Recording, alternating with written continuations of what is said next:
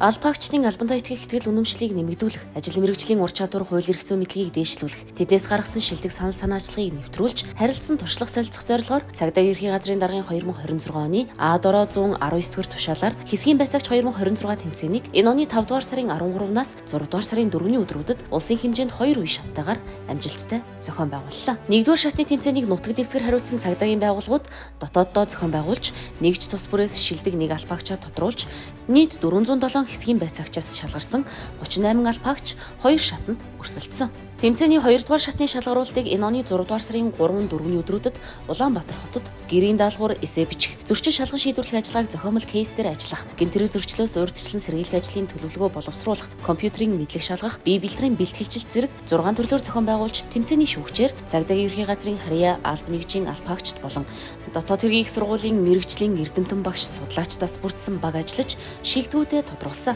Эсэ бичлэгийн тэмцээнд албаагчид цагдаагийн байгууллагын цаашдын чих хандлага, санал шийдлийн талаар цахимжилт ба цаасны хэрэглээг халах, хиймэл оюун ухаан AI ба технологийн шийдэл, иргэдтэй харилцааг сайжруулах, ажлын орчин ба хууль эрх зүйн орчинг сайжруулах гэсэн үндсэн 4 агуулгын хүрээнд 128 саналыг дэвшүүлсэн бол гэрийн даалгаварт ирүүлсэн саналаас хэсгийн байцаагчийн ажлын үр дүнг сайжруулах, шинжлэлийн хүрээнд объект субъектийн судалгааг цахимжуулж, цагдаагийн байгууллагын нэгдсэн санд холбох асуудлыг оролцогчдын 90% нь нэн тэргүүний зорилт гэж үзжээ.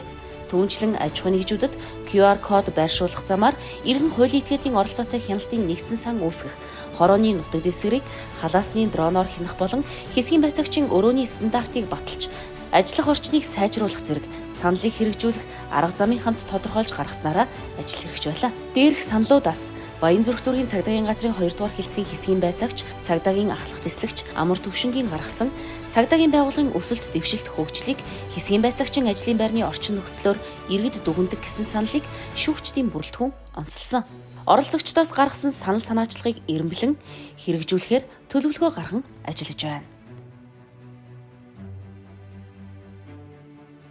Амар тайван амьдралын төлөө хамтдаа